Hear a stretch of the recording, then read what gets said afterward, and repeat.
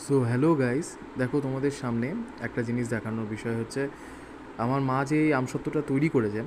তো ওটা একদিন কি দুদিন রোদে রাখা হয়েছে, তারপরেই কিন্তু এরকমভাবে রোল হয়ে যাচ্ছে। তো আর বেশ কিছুদিন রাখার পরে এটা পুরোপুরি যেমন আমসত্ত্ব লাগে ওরকমই দেখতে হয়ে যাবে, কারণ এটা এখনও তৈরির পর্যায়ে আছে। তো আস্তে আস্তে ওটাও রেডি হয়ে যাবে। তো এটা হচ্ছে খুব সহজ পদ্ধতিতে কী করে আমসত্ত্ব তৈরি করা যায়। তো ভিডিওটা ভালো লাগলে একটু লাইক করে দিও অ্যান্ড সাবস্ক্রাইব করে দিও। তার সাথে কমেন্ট করে জানিও তোমাদের ভিডিওটা কেমন লাগলো।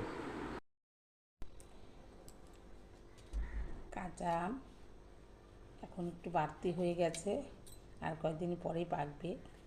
কালকে এনেছে, নরম হয়ে গেছে, তাও একটু, তাও কাঁচা আছে। এই আম দিয়ে, কাঁচা আম থাকতে থাকতে যা কিছু বানানো সংরক্ষণ করে রেখে দিতে হবে। কাঁচা আম দিয়ে অনেক কিছু বানানো যায়, পরে কাঁচা আম শেষ হয়ে যাবে। তাই আজকে আমি কাঁচা আম দিয়ে একটু আমসত্ত্ব, কাঁচা আমের আমসত্ত্ব বানাবো।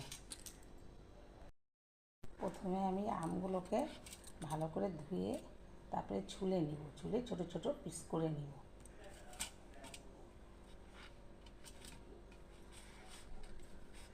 কাঁচা আমের আমসত্ত্ব, এটাকে ছোট করে আগে পিস করে নেব, কেটে নেব। আমসত্ত্ব বানানোর জন্য আমি মিক্সিতে এই কেটে রাখা আমগুলোকে আমি আস্তে আস্তে দুবারে পেস্ট করে নেব। সরি, আমি ভিডিওটা অন করতে ভুলে গেছিলাম, তাই জন্য আমি কড়াই বসিয়ে দেখাতে পারিনি ঢালাটা। যাই হোক, আমি হলো কড়াই গ্যাসে বসিয়ে দিয়ে আমি এর মধ্যে মিক্সিতে আমি কাঁচা আমটি বা কেটে মিক্সিতে পেস্ট করে নিয়ে ছেঁকে নিয়েছি। ছেঁকে এর মধ্যে আমি দিয়ে দিয়েছি, কড়াইয়ে দিয়ে বসিয়ে দিয়েছি। এবার এর মধ্যে আমি একটু আমটার টক অনুযায়ী চিনিটা দিতে হবে, একটু লবণ আর একটু চিনি দেবো।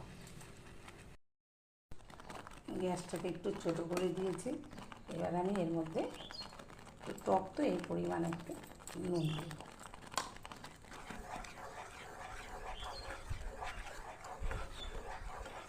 অনেকে লঙ্কা দেয়, ইচ্ছা করলে চাইলে লঙ্কা দিতে পারবে।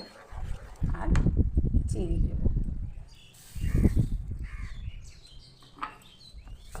দিয়ে এটাকে ভালো করে জাল করে নেব।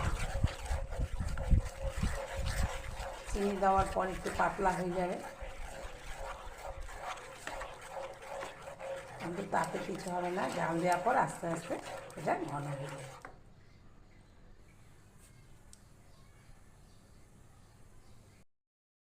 খুবই সহজ বানানো, খুবই সহজ বানানো। জাল করে নিলে কী হবে, তাহলে এখন তো ভালো মতন কোন দিন বৃষ্টি আসে, রোদ ওঠে না ঠিক মতন, তাহলে সব রোদে একদিন দিলেই শুকিয়ে যাবে। সেই জন্য একটু শক্ত করে জাল করে নিতে হবে, তাহলে একদিন রোদে দিলেই হয়ে যাবে, বা ফ্যানের হাওয়াতেও শুকোলেই হয়ে যাবে।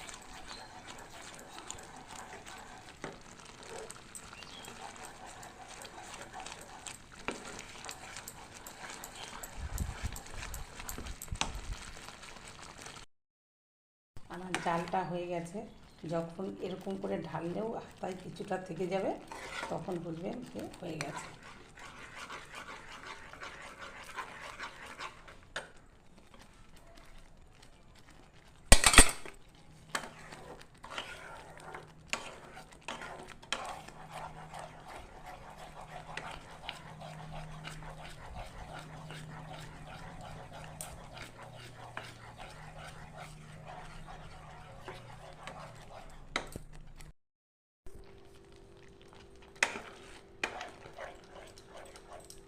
আমি একটা থালার মধ্যে তেল মাখিয়ে নিয়েছি।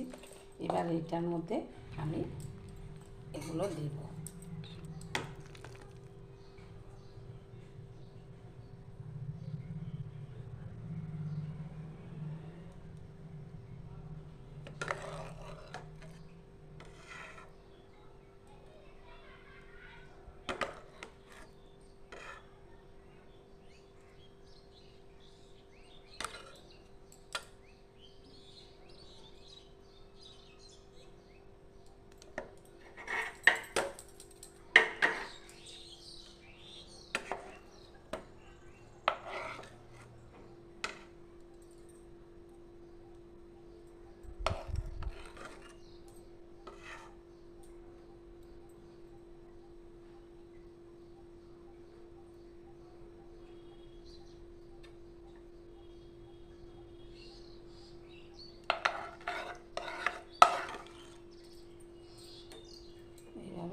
থালাটার মধ্যে আমি ছড়িয়ে দিব একটু মোটা করে। হয়ে গেছে, এবার আমি এটাকে রোদে দেব,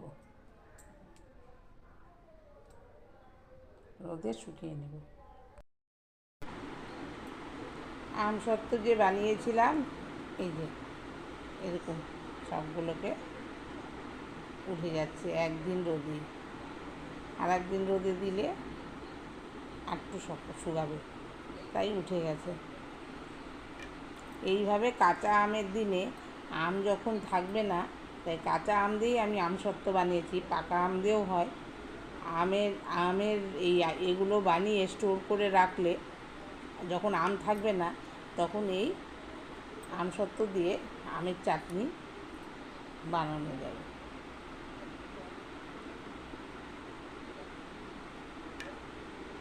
নমস্কার বন্ধুরা, ভালো লাগলে একটা লাইক করবেন।